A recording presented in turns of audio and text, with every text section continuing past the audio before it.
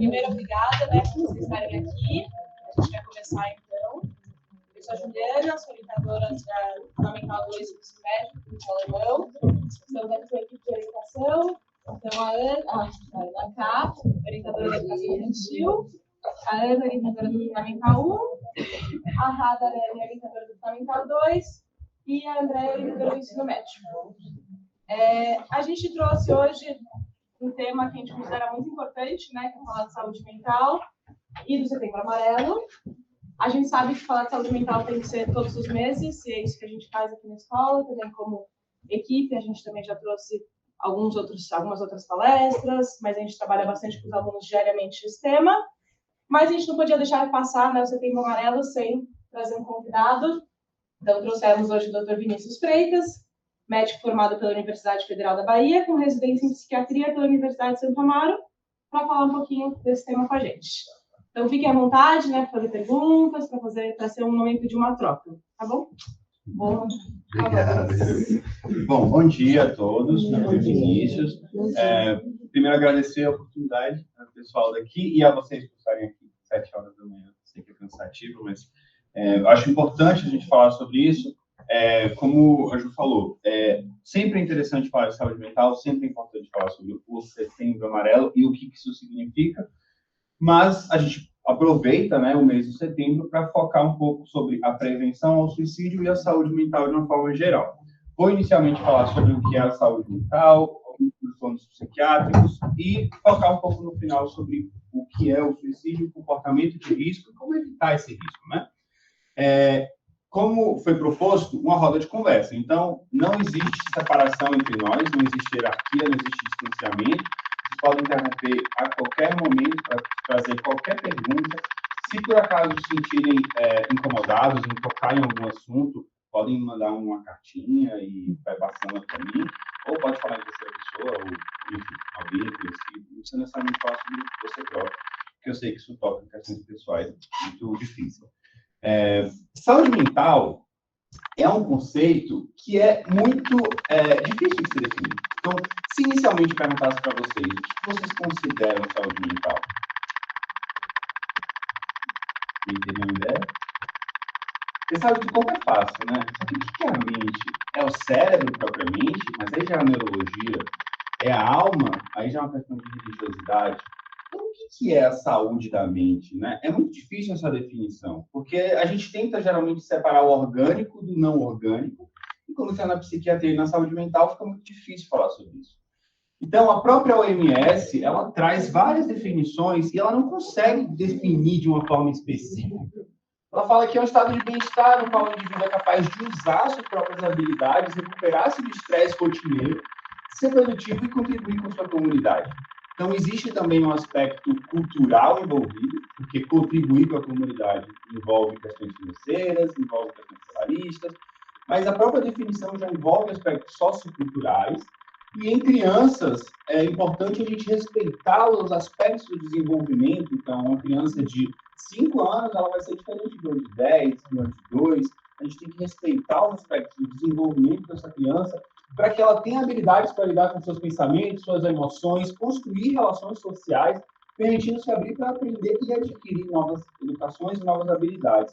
Então, ainda assim, é uma definição muito ampla, muito geral, e a própria OMS não fecha dizendo o que é propriamente saúde mental.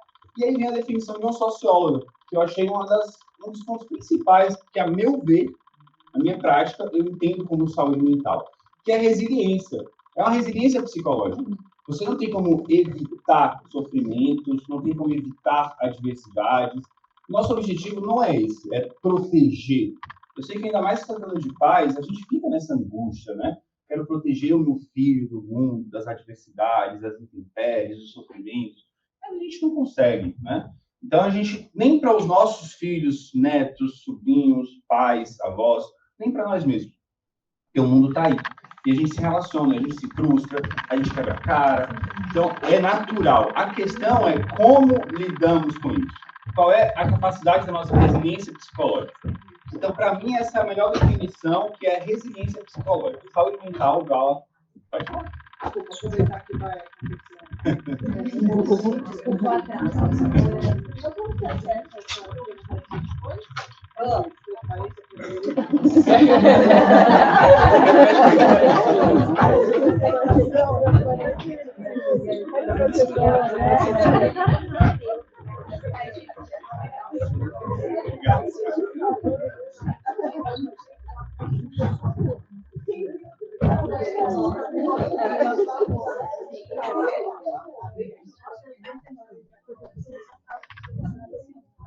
Pessoal, só para vocês saberem, a roda de conversa está sendo gravada, então quem perdeu vai poder assistir. E depois nós vamos enviar também a apresentação, como nós fizemos com a palestra de Bruno. Tá bom? Bom, obrigado pela interrupção. Fique à vontade, se para fazer dúvidas, e sim, para ficar disponível.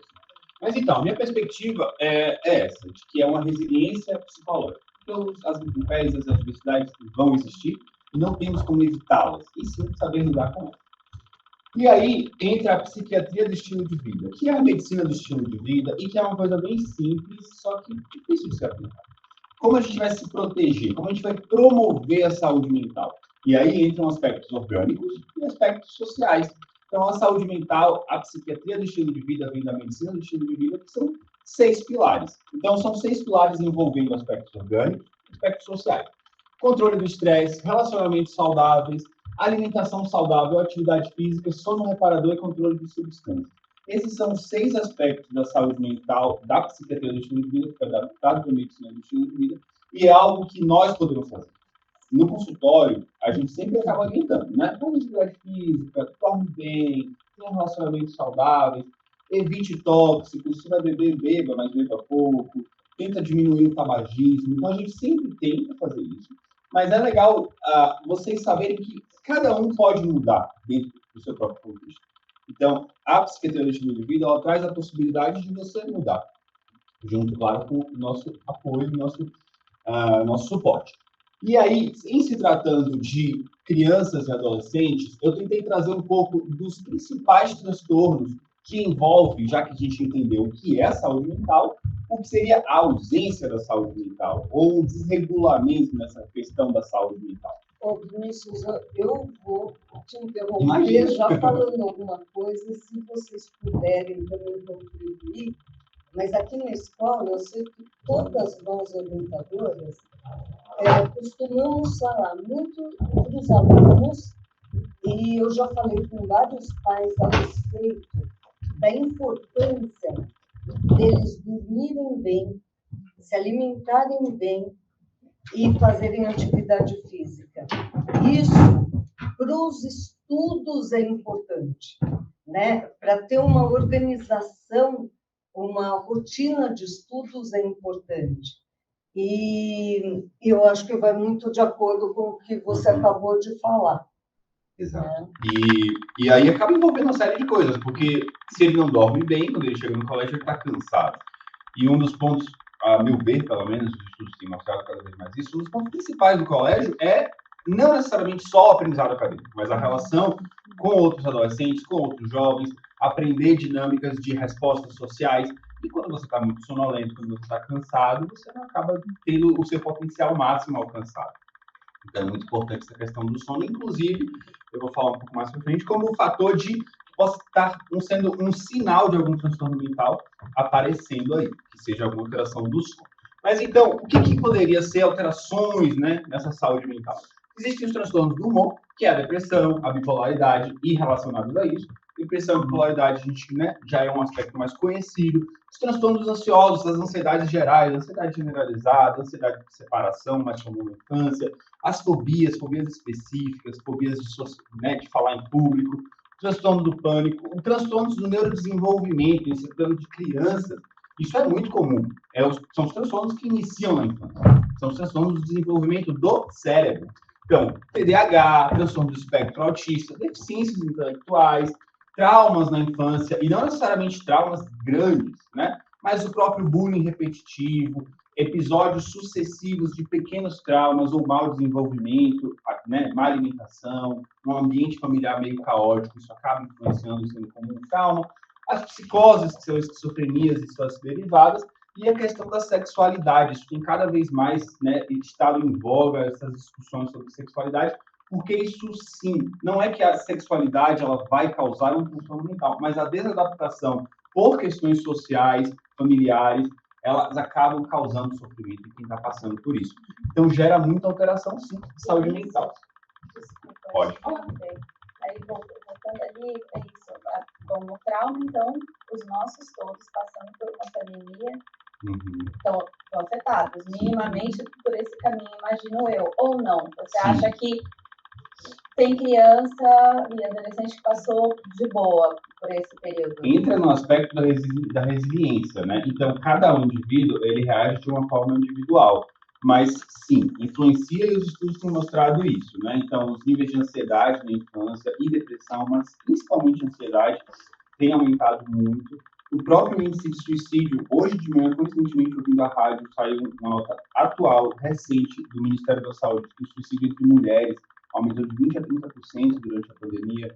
Então, a pandemia, sim, não necessariamente como um trauma propriamente, mas saber de alguém que morreu na família, a própria questão de estar em casa, evitar sair, evitar ter contato social, evitar sua rotina, o medo do que pode acontecer no futuro, isso houve, sim, uma mudança bem complexa dentro de cada criança. E aí entra naquela questão da resiliência. Então, sim, entraria como um possível estressor ambiental e, eventualmente, até um trauma para boa parte das crianças. Acho que a própria dificuldade na convivência fez parte disso, sabe? Porque, poxa, se para a gente foi difícil, imagina para eles ficar sem poder conviver, sem poder trocar, né? Aprender a conviver, alguns, desde muito seus pequenininhos. Nossa, é muito difícil, gente. Adolescente que gosta de grupo, imagina ficar sozinho, né? Ainda mais em momentos fácil. de transição, né? Então, entre os 10 e os 12 anos, que é uma transição da infância para a adolescência, que estava com 9 para 10 e ficou durante 2 anos fora de contato, de repente saiu de ser criança para ser adolescente, no ambiente social. Então, obrigatoriedade de até colégio mesmo, de notas, de desempenho, de relações interpessoais, foram muito abruptas, né?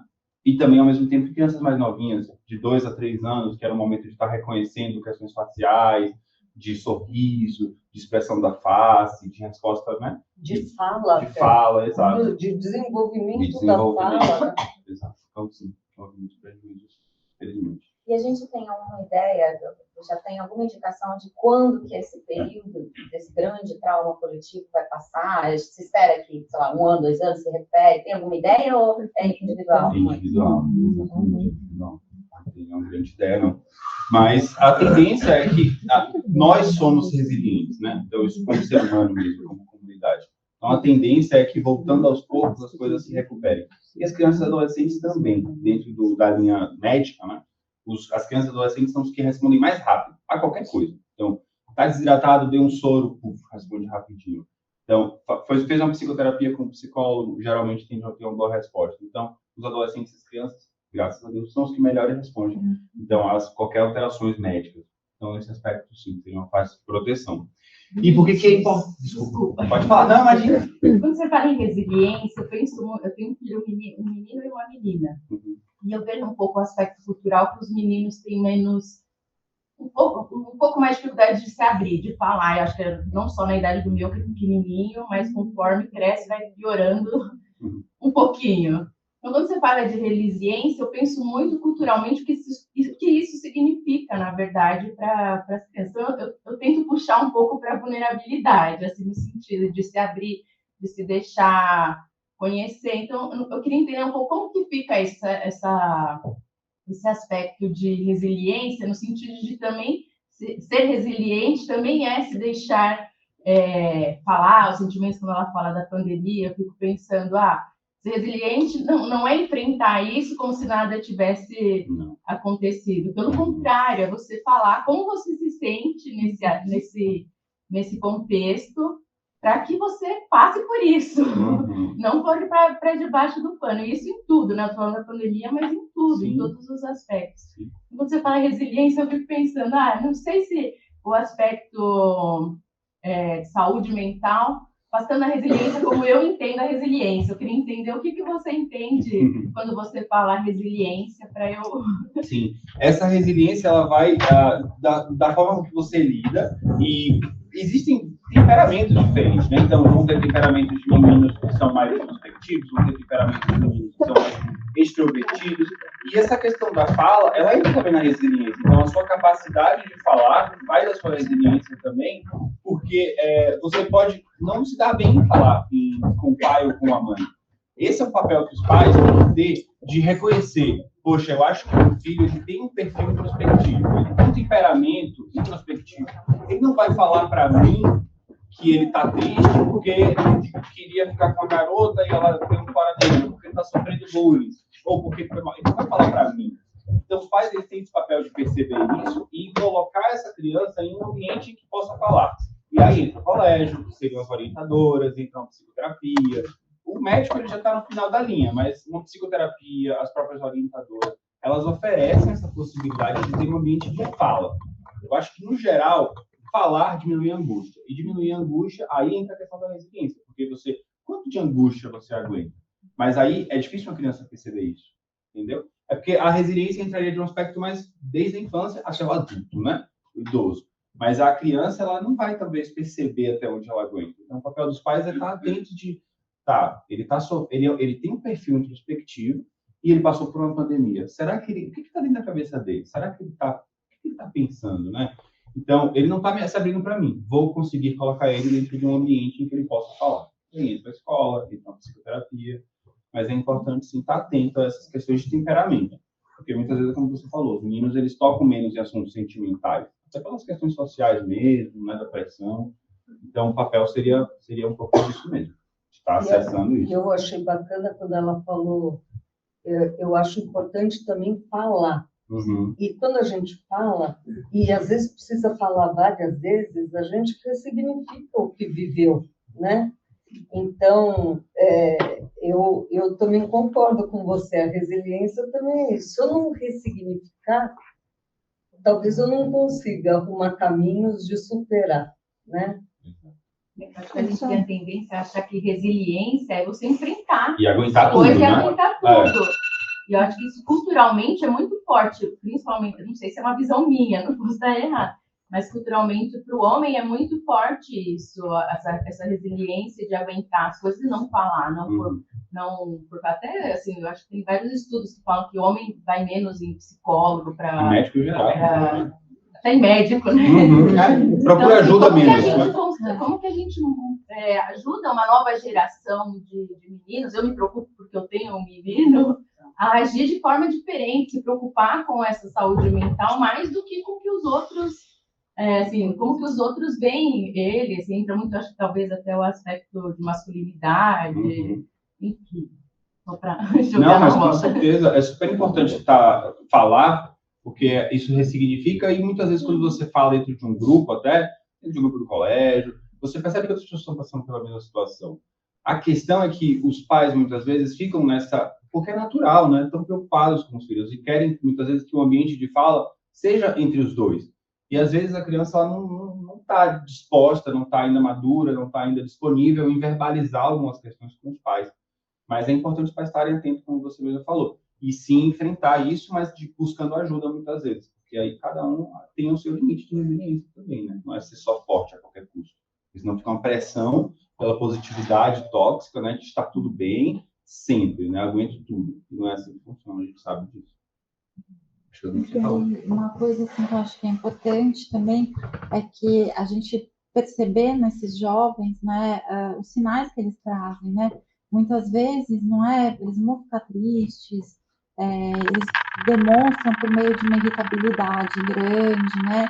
Uma ausência social, um botamento, né? Um isolamento ali no quarto, né? Geralmente é isso. E mesmo, né, na psicoterapia... Ou começam a se alimentar mal. Ou começam a se alimentar mal, ou em excesso, né? Ou em excesso, Então, assim, tem toda essa questão que é importante também observar, e sintomas físicos também, né? Sem uma causa médica aí. Uma das coisas que eu acho muito importante, até vocês observarem, é o sono. o filho de vocês acorda bem? Ou é muito difícil, é mal-humorado, não dorme, demora para dormir, acorda muito durante a noite, né? São algumas dicas que podem estar sinalizando algo. No geral, os pais conhecem, né, os seus filhos, as questões de temperamento, etc. O grande ponto-chave, né, em quando buscar, eu vou falar um pouco mais para frente, mas o grande ponto-chave, assim, talvez quando procurar ajuda ou quando talvez algo esteja errado, sejam mudanças. Mudanças de padrão. Então, meu filho ele dorme sempre de 10 às 6, sempre acorda dessa forma e de repente não está dormindo, né, de 10 às 6, está acordando cansado, está mais isolado, está mais quietinho. Então, mudanças de padrão, elas já geram uma preocupação. Nessa forma, a gente acaba pedindo ajuda, né? Ainda mais se são duradouras. Mas por que essa linha, né? Porque a gente acha que depressão diagnosticou, deu um rótulo, né? Pá, depressão. Muitas vezes a gente sai desses lugares. Eles acontecem até juntos, às vezes. Algumas vezes tem dois transtornos, um transtorno. Então, é transmutável, né? E aí, só falando um pouquinho sobre como reconhecer, né, já que a gente estava falando um pouco agora sobre alterações clínicas, né, como reconhecer um transtorno depressivo? Primeiro, a gente tem que ter um prejuízo e um sofrimento, né, óbvio. Então, tem que ser persistente, tem que ser uma mudança de padrão, como eu falei. Não basta ser um dia, tem que ser um certo tempo. E aí a gente tem nove critérios, sendo que 2 obrigatórios são os vermelhos. São os mais... Né, trazer um pouco desse conteúdo para não ser algo problemático. Falar sobre suicídio é importante. Falar sobre transtornos mentais é importante. E conhecer um pouco mais, né? Tem algumas informações que a gente desconhece, então nada melhor do que falar com alguém que está estudando isso, né, Vinícius? E esse dado, Vinícius, de 40% a 60% dos pacientes que visitaram o serviço médico seria qualquer especialidade, não necessariamente a de saúde mental, né? Não, na saúde mental. Na saúde mental? Na saúde mental. Porque homem geralmente não fala, né? Ele, de repente, pode ir no cardiologista, ele pode ir em alguma outra coisa para tentar falar alguma coisa. Mas isso aí também é o papel de meia-culpa nosso também, né? Tem médicos e médicos, tem psicólogos e psicólogos, que muitas vezes não acessam, não perguntam. Eu vou deixar, desculpa, só elas perguntarem que elas tinham levantado antes. Na verdade, eu queria só fazer um comentário a respeito da medicação e essa questão da desmistificação ou da recusa. Na linha do que a Andrea estava falando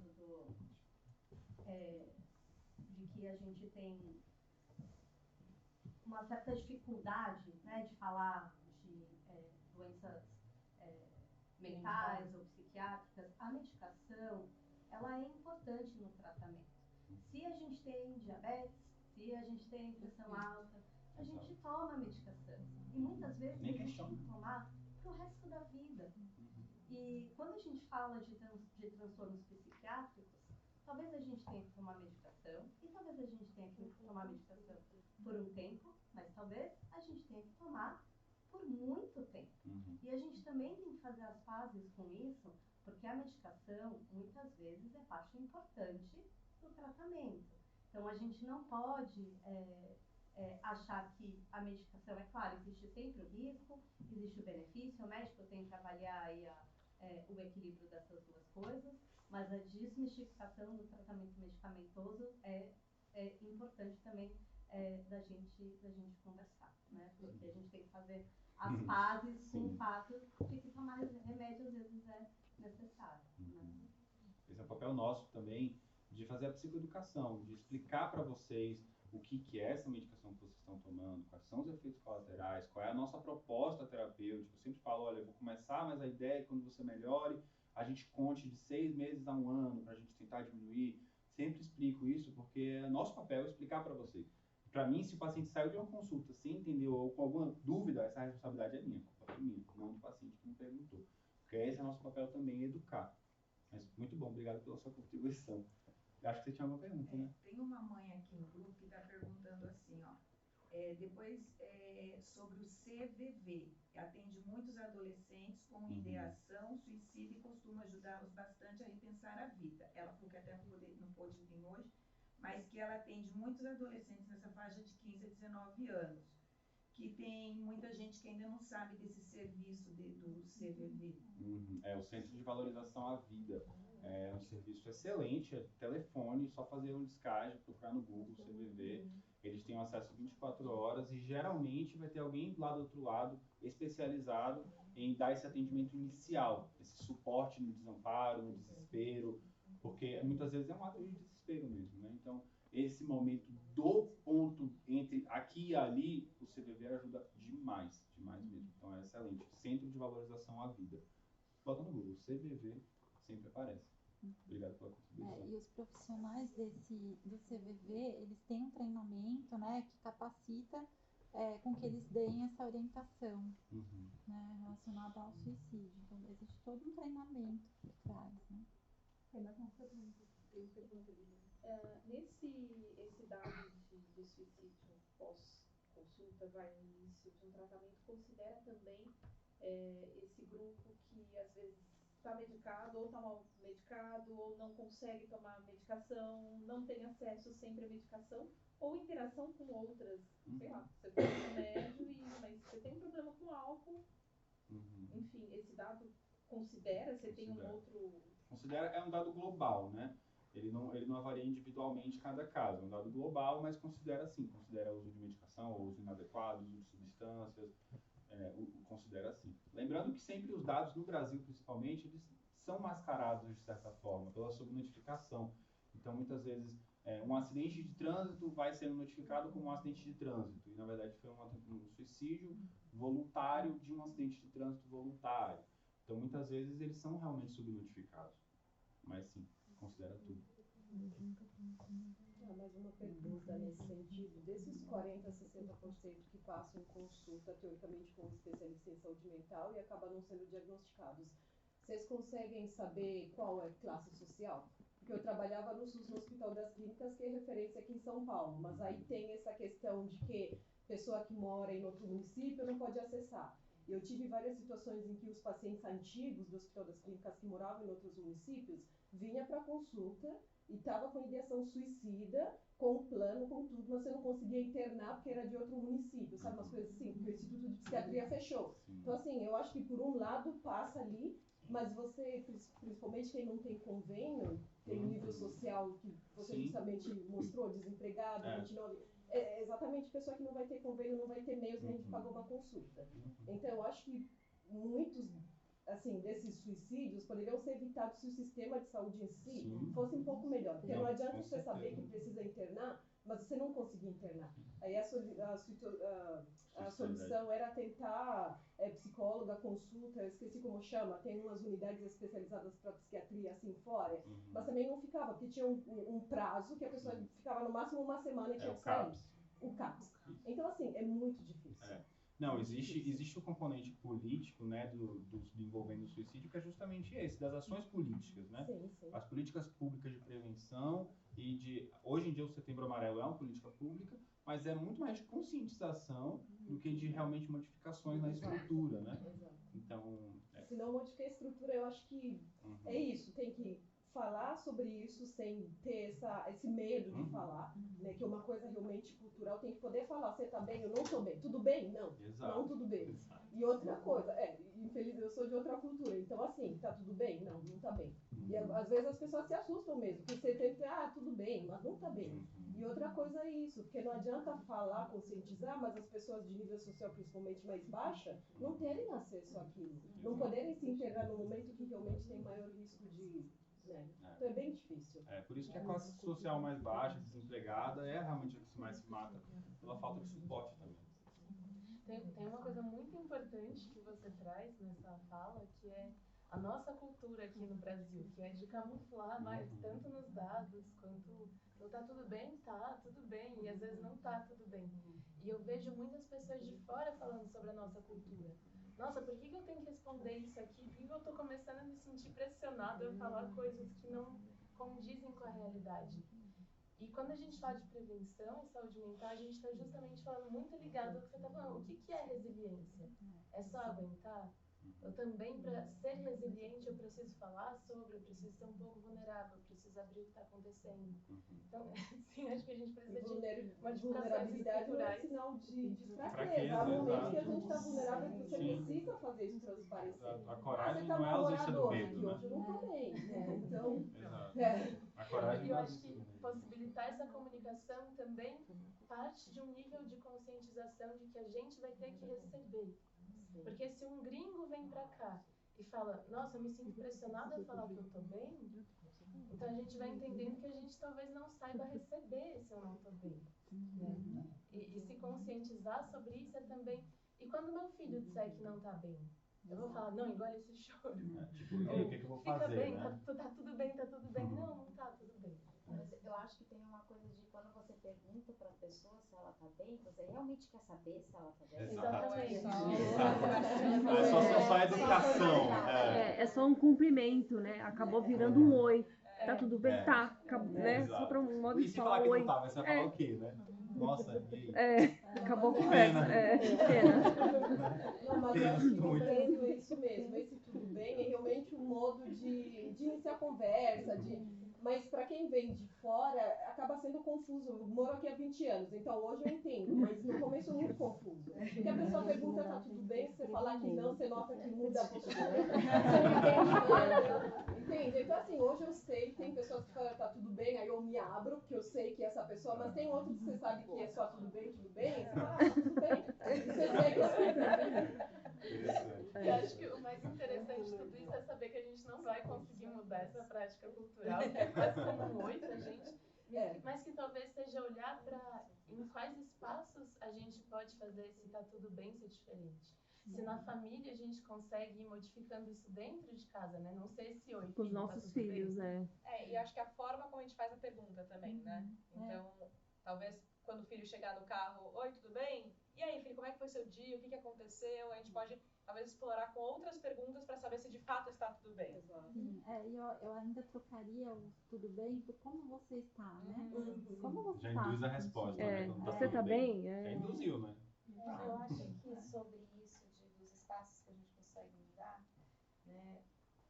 Sem dúvida, aqui é uma oportunidade, né, para a gente estar pensando ali na nossa família, mas aí eu fico me perguntando assim, se a escola também não é essa cápsula de comunidade, especialmente para os nossos filhos, né, para as crianças, que pode ajudar eles a falar, né, só que assim, eu fico com a sensação que não basta o trabalho da orientação, precisa ir para a sala de aula também, quase que uma cultura assim, diferente, alternativa ao resto do mundo, não? E entre eles também, a gente fala muito com os alunos de eles ficarem atentos e não de um ser responsável pelo outro, jamais isso, mas deles ficarem atentos de, nossa, percebi que a errada tá meio esquisita, vou levar para a Andréia para não ter alguma coisa diferente, vou tomar esse cuidado. Então, de um também olhar para o outro com cuidado, professor, aluno, aluno, orientação, professor, orientação, aluno, em todas as camadas, porque senão a gente deixa coisas passarem, né? A gente não tá 24 horas por dia olhando alguém,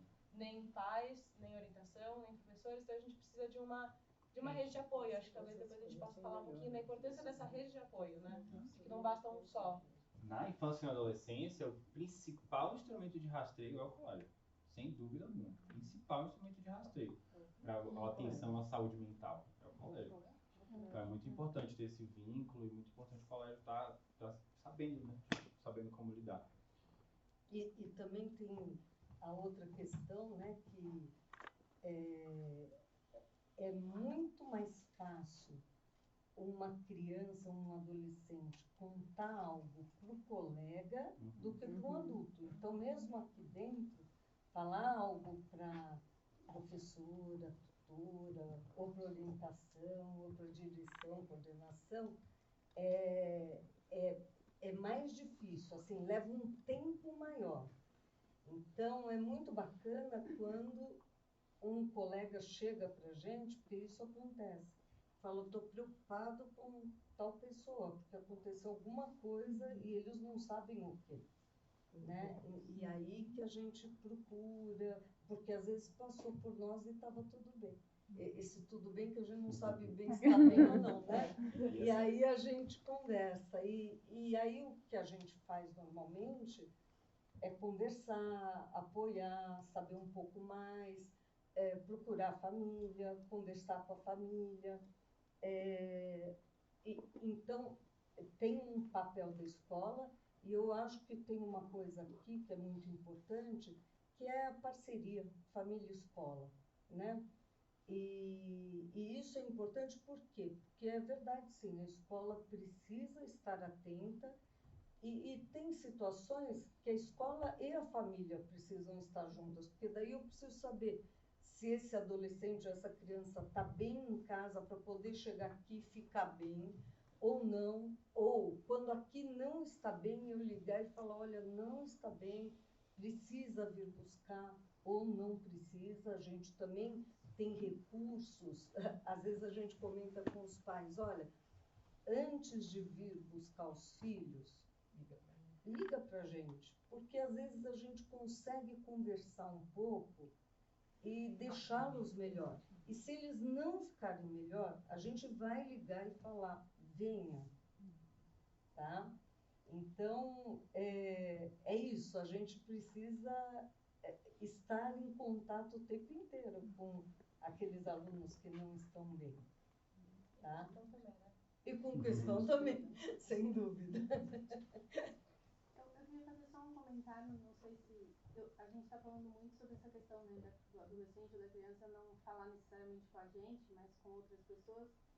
Eu acho que é assim mesmo, mas eu acho que também tem o exercício da gente falar com eles. Muitas vezes, eles não falam com a gente porque a gente não fala com eles também. Então, eu acho que às vezes quando, sei lá, se eu estou num dia triste e eu comento, hoje eu estou meio triste, eu falo sobre o meu sentimento, eu acho que os nossos filhos, eles podem perceber que eles podem ter essa segurança também de fazer o inverso, de falar com a gente. E aprendem com você. Sim, e também Isso é assim, muito na questão da pergunta, né, do tudo bem, algumas vezes eu já percebi fazendo outras perguntas, né, então, sei lá, foi fazer alguma atividade, você se sentiu feliz, ou teve algum momento bom no dia, ou teve algum momento ruim, eu acho que é mais fácil para eles pararem e analisarem o que ocorreu e tentar expor isso. Se a gente só faz a pergunta do tudo bem, é uma pergunta muito básica, assim, ou muito abrangente, não sei. Então, às vezes, se a gente perguntar, teve algum momento que foi chato? Não. Não, pensando bem teve. Uma coisa que eu não gostei. Então, acho que isso também facilita para eles, né? Assim, eles conseguirem fazer aquele exame, pensar e daí conseguir verbalizar alguma coisa. E quando a gente faz isso também, hoje eu fui, sei lá, eu tive que ir no médico, fui no mercado, eu tô tão cansada, hoje eu não quero fazer nada. Então, quando a gente também faz, isso eu acho que dá essa segurança para eles também se sentirem bem de falar e de se expressar. Enfim, de mostrar que também tudo bem, você porque a gente às vezes fica assim, não, a gente, né, quer sempre ser essa rocha, né? Não, tá tudo bem, tô aqui pra você, mas às vezes a gente não tá, né? Então, para os filhos saber que também, né, a os gente pais que são humanos, né?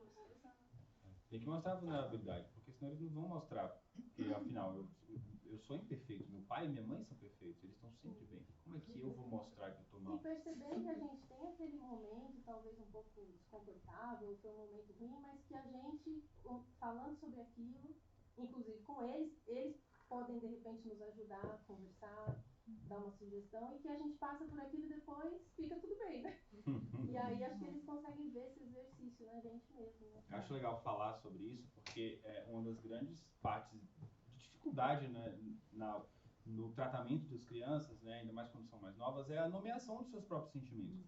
Então, quando você fala tudo bem, a própria definição do que é estar tudo bem já é difícil, porque a gente banalizou esse termo. Então, se eu perguntar aqui o que é estar tudo bem, o que é estar tudo bem, não tem várias definições do que é estar tudo bem, enquanto deveria ser um estado psíquico. Estar tudo bem é um estado psíquico. Fiquei chateado é outro estado psíquico. Fiquei com raiva é outro estado psíquico. Então, quando a gente estimula a nomeação através dessas perguntas, como você falou, teve alguma coisa chata? Teve algo que você gostou? Teve algo que eu adorei. Adorar é diferente de gostar. Teve algo que eu fiquei com muita raiva, é diferente de achar chato. Então, essa nomeação é tratamento também, para aprender a nomear os seus próprios sentimentos e reconhecer os seus próprios sentimentos. É legal fazer essas perguntas, realmente. Ouvi, uma coisa também que eu acho importante falar, né, puxando um gancho que você falou, é que a criança, né, ela aprende muito por observação, aí ela assimila o que está vendo e vai acomodando ali da maneira dela, né? Então, essa questão da gente falar também um pouquinho de como a gente está se sentindo, né? Também vai modelar o comportamento, né? Então, você vai incentivar a criança, o adolescente a poder falar de si também, né? Então, foi bem bacana a sua colocação, assim, bem importante. E sabe uma coisa que a gente repara muito, que no nosso dia a dia, com nossas famílias, é muito comum a gente falar, nossa, a gente não tem tempo para nada, né? Ou porque trabalha a manhã inteira e chega à noite, aí em casa a demanda é grande, e mesmo quem não trabalha, tem uma série de coisas para fazer, às vezes pegar, levar filho, não sei o quê, e não consegue ter tempo para si.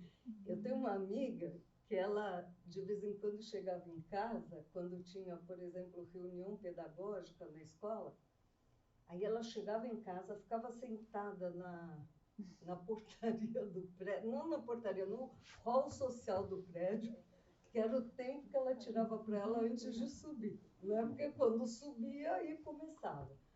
Então, é importante também a gente saber que a gente precisa de um tempo.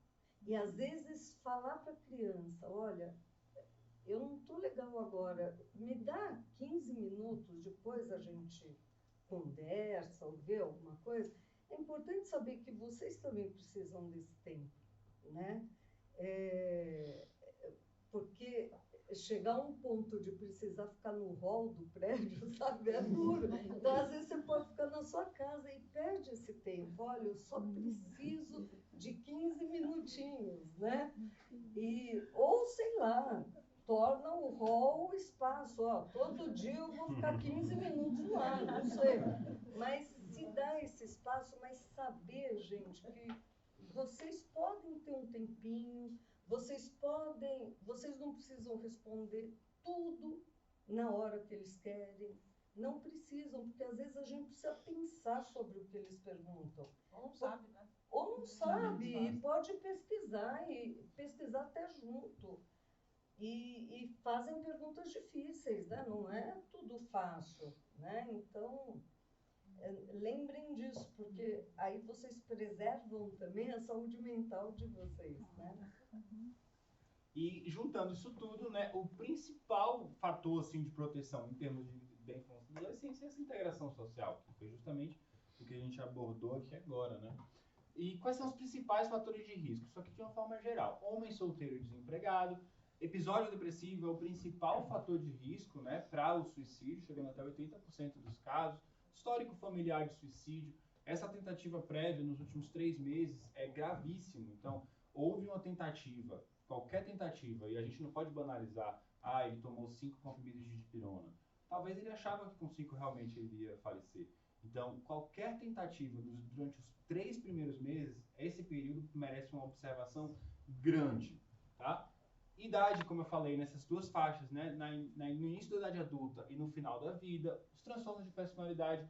De uma forma geral, o suicídio está relacionado a transtornos mentais. Então, 95% dos suicídios existe algum transtorno mental associado. Então, envolve rastreio, envolve atenção, envolve cuidado, para que a gente possa evitar isso. Evitar que esses 95% lidem com suicídio. Perdas recentes, então, perdas de familiares, perdas de emprego, lutos de uma forma geral, de relacionamento, são fatores de risco. Problemas com drogas e o álcool é a principal substância relacionada ao suicídio. Então, alguém mencionou algo sobre acabar aumentando o uso do álcool, né? Isso envolve um fator de risco para o suicídio. Datas importantes, então datas marcantes relacionadas ao aniversário de um familiar que faleceu, o aniversário de um casamento depois de um divórcio.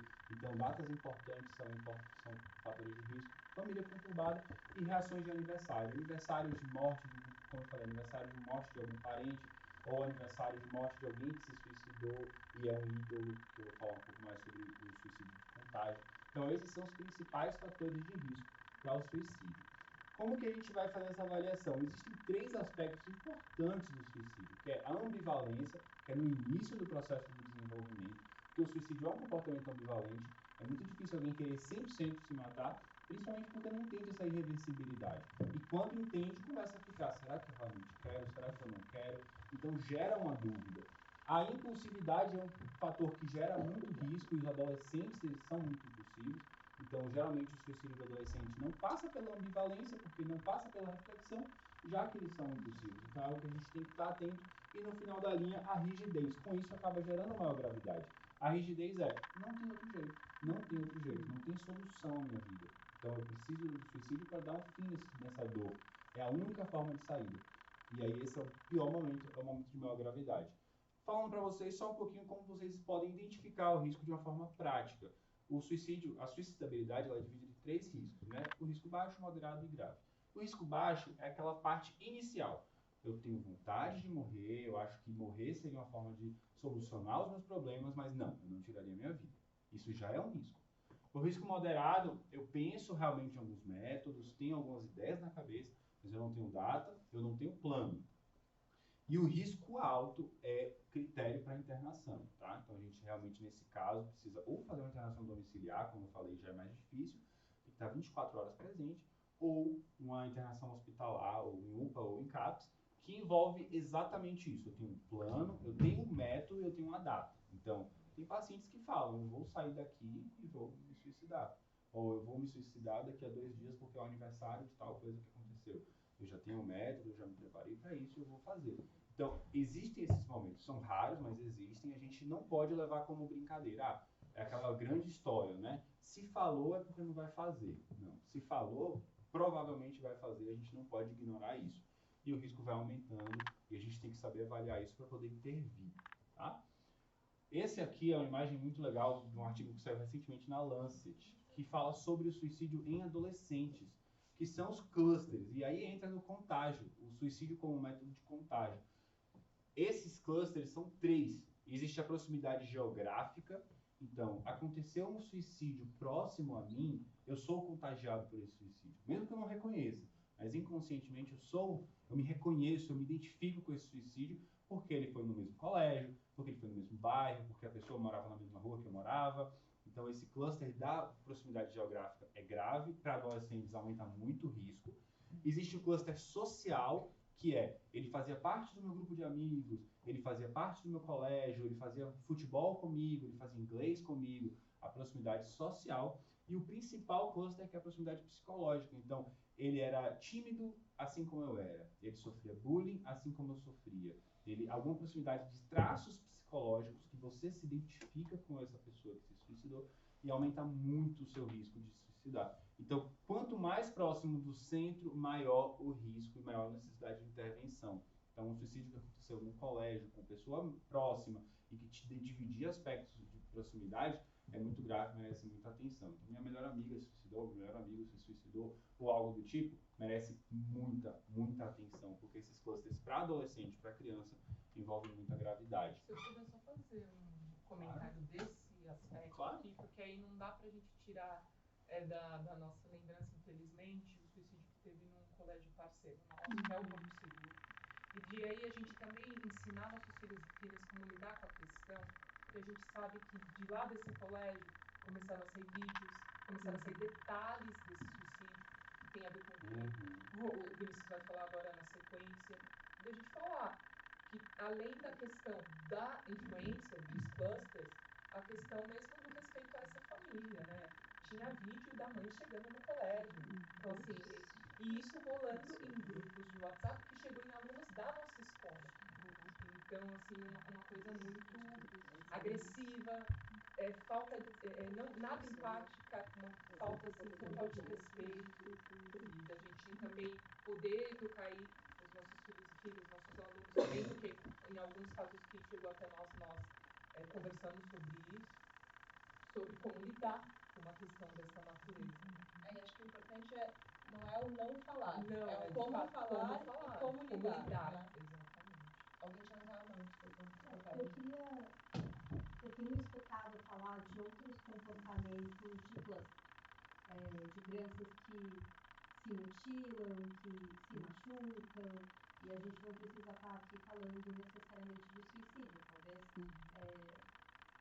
o comportamento evolua para para o próximo, mas enfim, acho que essa questão do cluster, se você puder abordar um pouquinho e trazer outros exemplos, porque eu acho que é importante em termos de orientação e de atenção que a gente precisa ter em casa com os nossos filhos, o que um faz, o outro também pode fazer, inclusive nessa questão do comportamento do que compartilhar, né? Porque na hora que a gente propaga esse tipo de informação, ou esse tipo de comportamento, a gente propaga outras questões paralelas, né? E que também não são benéficas. Então, se você puder explorar um pouquinho da questão do cluster. Então, eu vou falar exatamente sobre isso no slide mais para frente, e como os pais podem agir em comportamentos que a gente chama de comportamentos para-suicidas, que é exatamente isso que você falou, da automutilação, comportamentos para-suicidas de pegar o carro e correr a 100, 200 por hora, pular de paraquedas, pular de pontes, né, para cair na água, comportamentos que envolvam o risco de morte. E o mais comum deles é a automutilação. Eu vou falar exatamente um pouquinho mais para frente.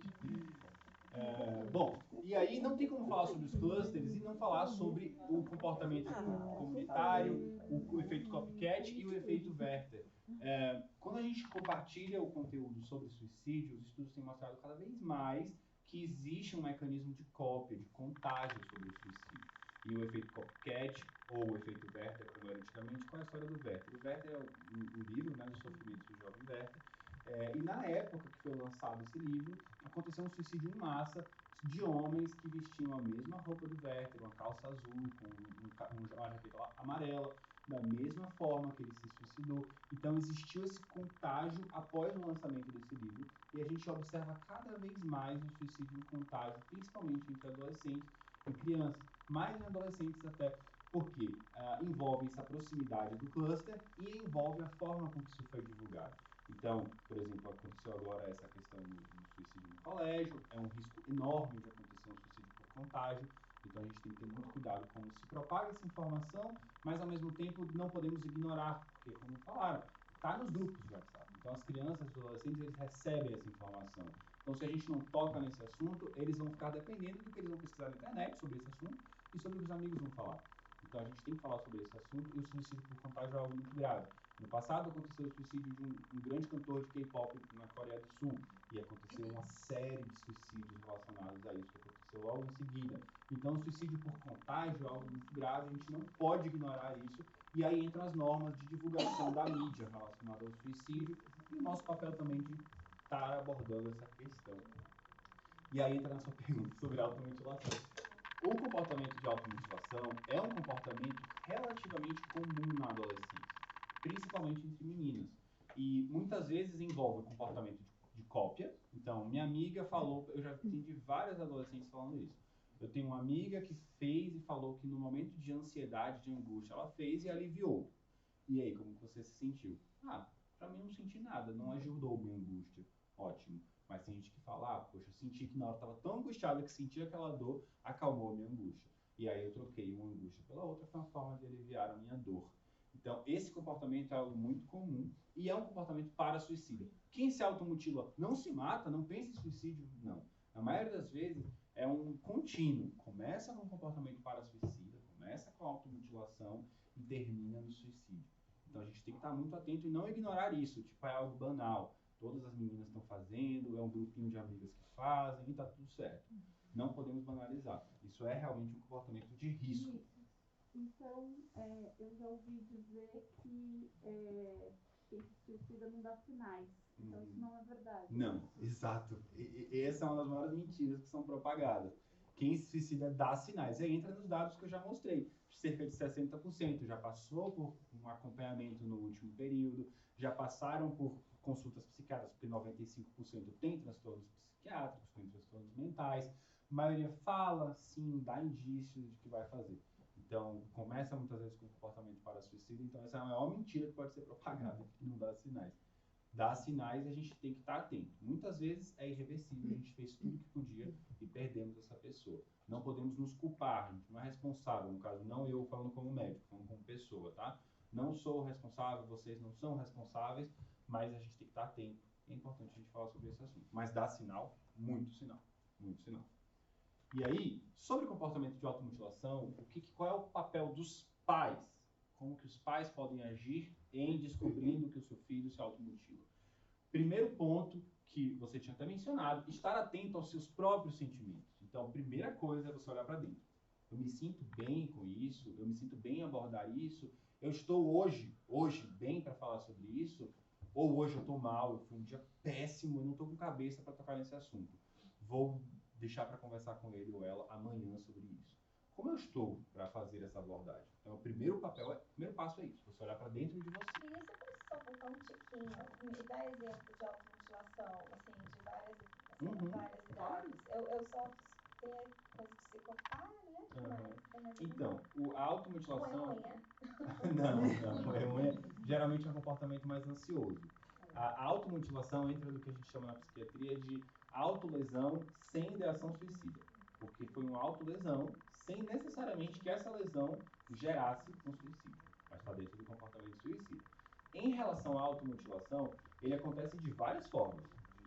E aí entra na criatividade da pessoa, né? E, infelizmente, adolescentes são muito criativos.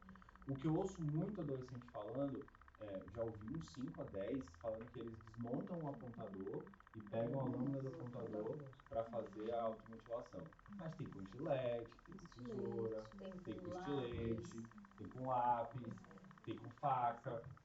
Então, várias formas. E pode ser, geralmente acontece nos braços, no antebraço, mas cada vez mais nos lugares escondidos estão aparecendo. Coxa e muitas vezes até na virilha, para que os pais ou os colegas não observem. Porque o braço já se tornou algo estigmatizado, então acaba aparecendo. Então, muitas vezes na coxa, nas virilhas, atrás da orelha eu já vi também.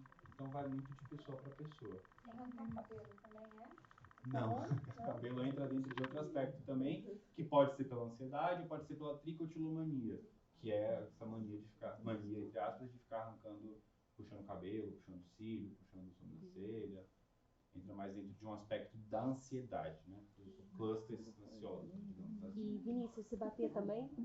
Porque eu vi um vídeo da princesa Diana e ela se batia. Se bater pode sim ser um comportamento para-suicida, mas é mais raro. Se bater, ele pode entrar dentro de tiques, né? Tem crianças e jovens que têm comportamento de tique, de não conseguir controlar o tique de se bater.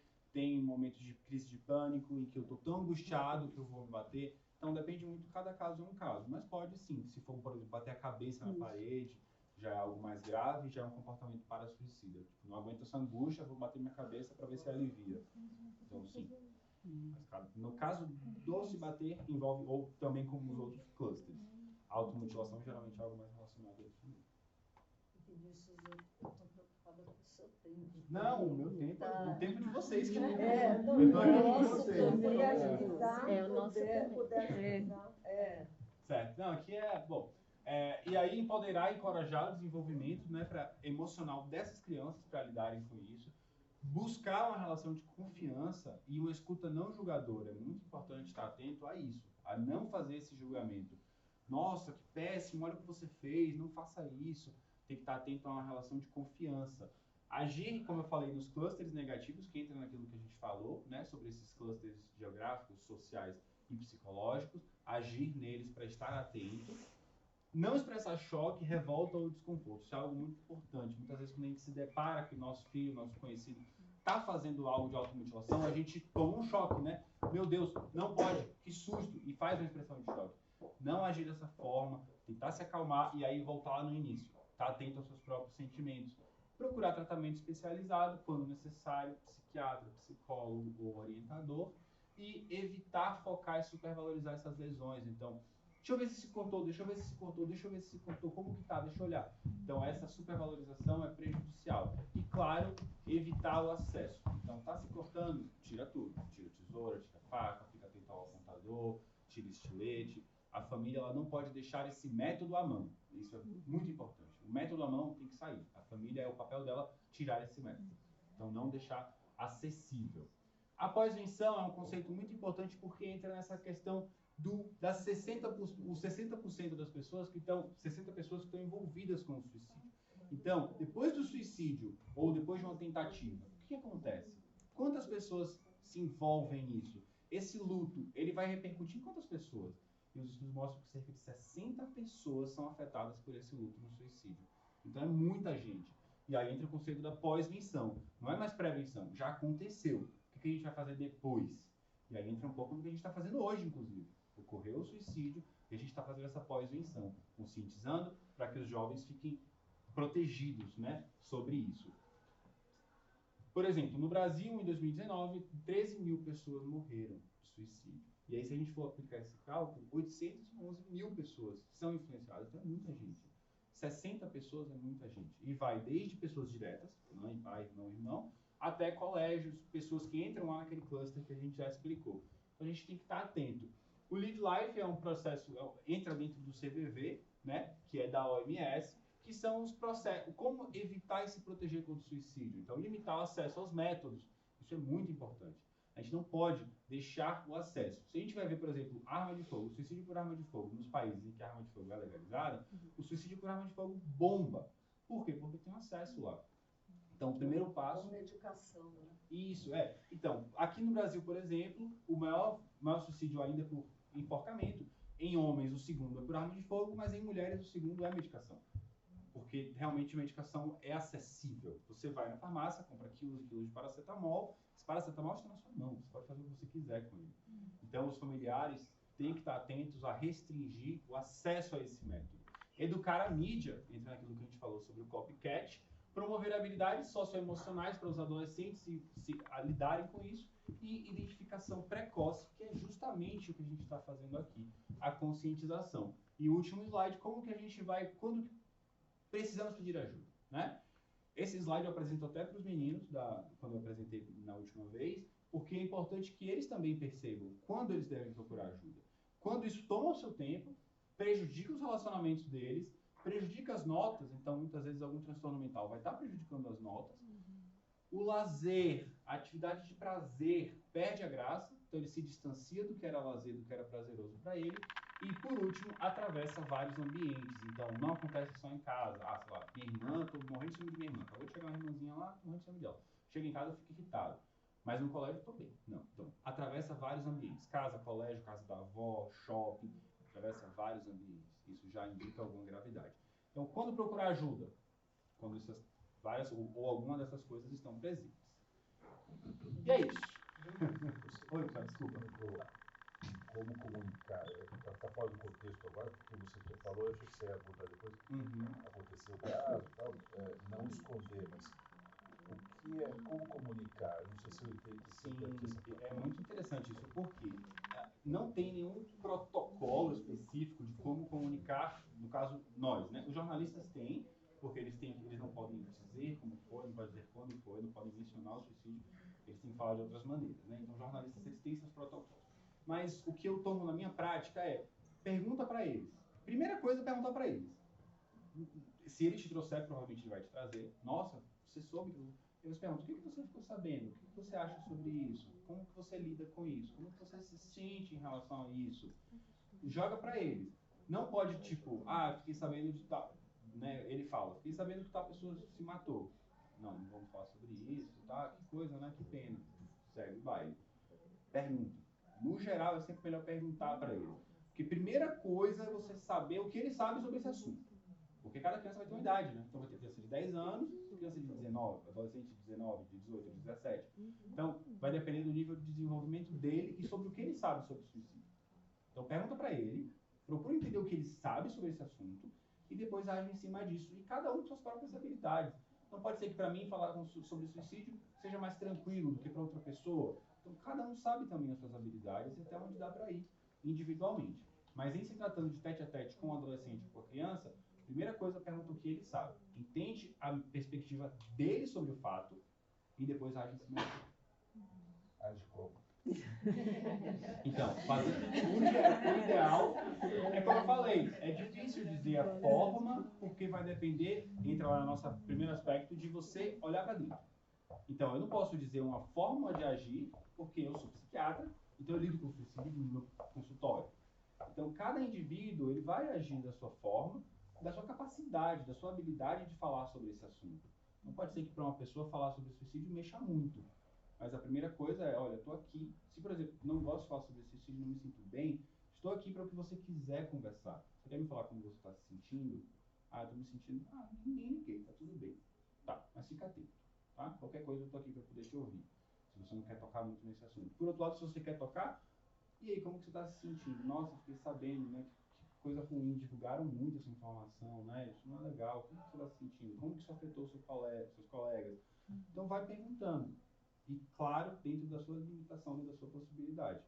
Não tem fórmula para fazer isso, infelizmente. O colégio teve há uns 15 dias, ou mais ou menos isso, uma apresentação sobre bullying. Pelo que eu entendi, dá para relacionar uma coisa com outra. Ele pode ser uma causa de... É um fator de risco, né? É muito difícil o bullying, propriamente, só o bullying, desencadear o suicídio. Tá. Mas ele, geralmente, é um fator de risco muito grande para vários transtornos mentais e acaba intensificando a ideação, né? E o recurso ao suicídio. Eu lembrei disso porque eu não fui a fundo. Mas pelo que eu entendi, nesse outro colégio, o problema que aconteceu, parece que a origem tenha sido isso, né? Não sei. É que eu acho que uma coisa que o Vinícius falou é bem importante, né? De que o suicídio é multifatorial, então nunca é só uma questão. E algo que eu escutei também, falando da pós-venção, que eu acho bem forte, é que a verdade vai embora junto com a pessoa. Então a gente nunca de fato sabe quais foram esses multifatores. Mas é isso, o bullying é sempre um ponto de atenção, um ponto que todos nós temos que ficar atentos, que pode ser um fator de risco, mas é difícil falar que é só uma questão, né? Acho bacana também falar para vocês, eu já vou falar, mas acho bacana falar para vocês que o Vinícius, ele vai estar conosco no dia 22 e depois dia 27, né? Mas aí para falar com alunos, a partir do 7º ano, tá? Então... Numa outra abordagem? Sim, não é dessa maneira, né? Né, o desenvolvimento dele. Mas ter esse espaço é importante. E há 20 dias atrás, por exemplo, nós tivemos um encontro com o Grêmio Estudantil e o ensino médio, por exemplo. Só posso falar do ensino médio porque eu não estava no Fundo 2. E esse espaço, enquanto eu e a Juliana falávamos sobre saúde mental, que foi bem rapidinho com eles, mas foi interessante, porque alguns gostaram do espaço e se expuseram para falar algumas coisas, e outros deram até depoimentos, tá? Então, a gente acha que tem que ter esses espaços de conversas. Existe o espaço de conversa individual, quando eles precisam, eles nos procuram. Existe a roda de conversa, que a gente disponibiliza esse espaço e vai quem quer. E aí eu só estou falando do ensino médio agora. Existe esse outro lado e existe também as tutorias, tá? Então, por exemplo, nesse mês do Setembro Amarelo, além da tutoria, tem algumas professoras de língua portuguesa que estão abordando esses temas para fazerem uma redação, tá?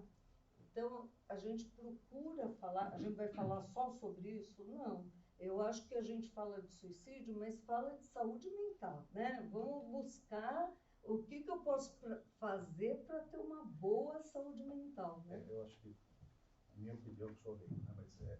Mas tem um ponto que tem uma linha um pouco tênue aí, porque me parece que essas, ainda mais agora com rede social e tudo mais, essa moda, o jornalista não pode falar, tudo bem, mas a mídia, o que eles recebem, eles não assistem noticiário, eles vão ver o TikTok, ou sei lá o quê. Então, um pouco de cuidado para que isso não vire uma moda, né? Estão falando de suicídio. E aí, essa cluster talvez passe a ser, até sem ter ninguém aqui que tenha dentro Tem que desse acrescentar outro cluster internet. Né? Escuta, olha, eu vou pedir para vocês um favor. Tem uma pergunta já há algum tempo, mas a gente vai precisar terminar, porque tem aula aqui daqui 10 minutos.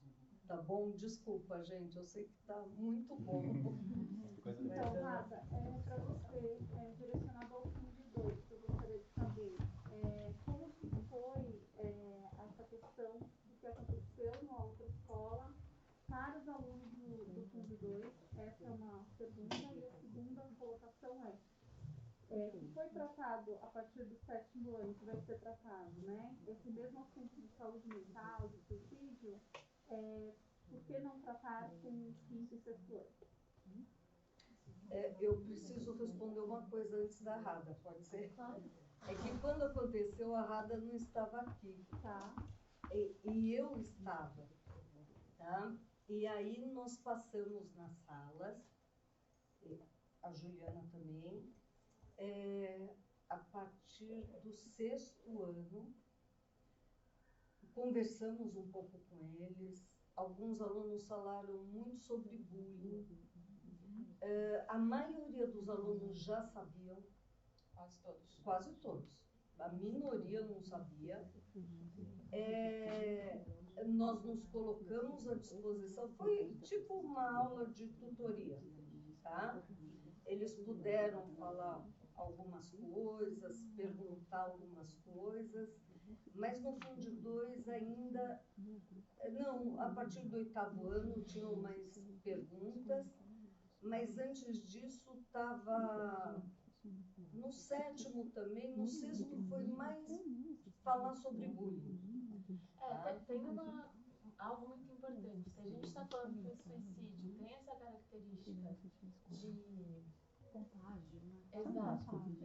Então a gente vai falar a partir do 7º ano, porque a gente entende que a partir do 7º ano a maior parte deles já entrou em contato com isso e a gente precisa falar sobre isso. Nos outros anos, a gente ainda tem essa atenção a fazer isso de outras formas. Então, em tutorias, é um trabalho de prevenção que acontece de outras formas. Mas também, é claro, ficar de olho, ver se eles já sabem, se eles já têm acesso, mas a gente ainda não entende que a maioria ali mesmo tenha. Mas a gente aborda de outras maneiras, né? Então, essas rodas de conversa que a gente faz com as famílias, a gente optou por dividir por anos nesse ano. Apesar de a gente virar e falar assim, nossa, falar sobre sentimentos no 2º ano, não tem nada a ver, né, de prevenção do suicídio. Acho que as famílias que vieram, a gente chegou inclusive a comentar como, fazendo esse momento que a criança tem, o que a criança tem justamente de repertório para entender e construir soluções para os problemas, porque se o suicídio tem muita questão de impulsividade, também tem essa falta do ver o que fazer naquela situação, naquele momento. Se a gente vai construindo isso nas crianças desde cedo, e aí é por isso que a gente tem feito tanta roda de conversa, tanta palestra, tanta coisa, depois desses 2 anos de pandemia, principalmente, porque faltou muita experiência para essas crianças, e a gente precisa correr atrás. Eu só queria finalizar respondendo para ele. Só complementando, Rada, minha pergunta, por que eu comentei isso? Porque assim, ok, não tratar do tema suicídio do 7º para baixo, né? Do 6º para baixo. Mas, se a gente está falando que existem sinais e que esses sinais fazem parte da saúde mental, e aí a saúde mental a gente entende que tem que ser tratada desde pequeno. Isso. Né? Porque os transtornos aparecem desde pequeno. Eles podem não ser detectados quando pequeno, como o doutor Vinícius falou, a partir dos 8 anos, né? Então, assim, por que não trabalhar, então, a saúde mental com exatamente essa. A gente tem trabalhado a saúde mental. Não à toa todos puderam, né, a partir do 5º, fazer parte do Grêmio, que era uma discussão sobre saúde mental, especificamente. A gente faz esse trabalho que está relacionado à saúde mental com relação à construção de um repertório que possibilite não precisar entrar em contato com isso. E eu acho que tem muito a ver com como agir, então, se a gente descobre, se a gente percebe esses sinais. E tem muito a ver com o que a gente está construindo lá de baixo.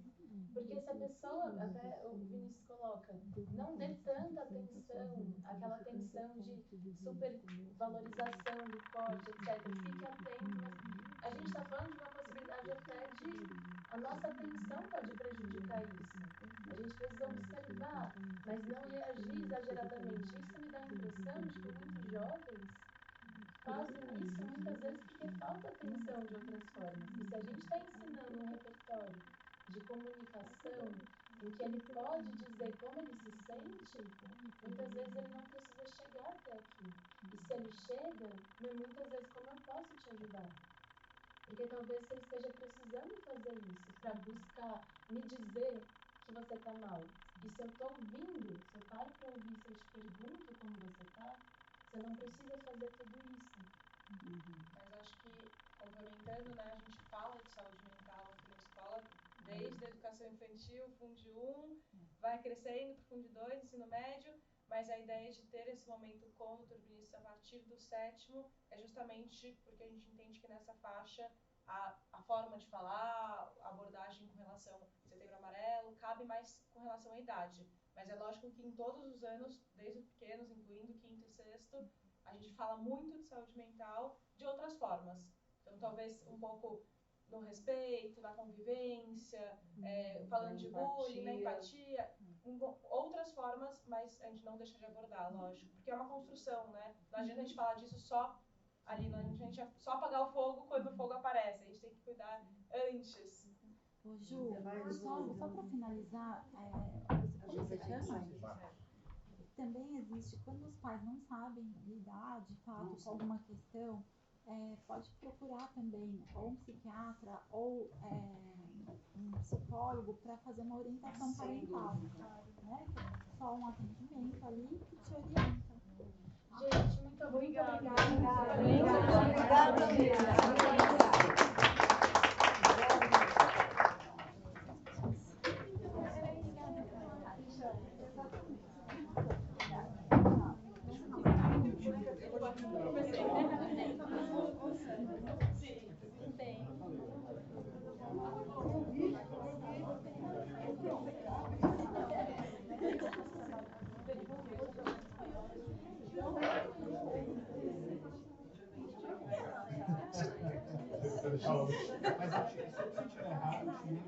Se me envia, daí eu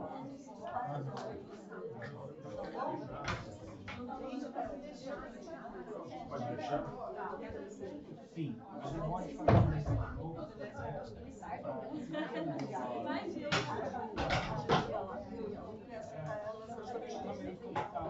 Tudo bem?